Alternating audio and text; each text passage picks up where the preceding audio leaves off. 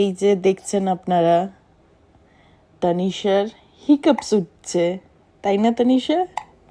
হ্যাঁ, তো এইটা বলে যে ওদের পেট বাড়ে, এটাতে কোনো রকম ভয়ের কিছু নেই। তানিশার এখন পেট বাড়ছে।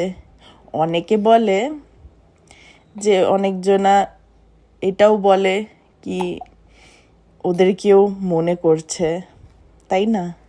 সেটা আপনারাও জেনে থাকবেন।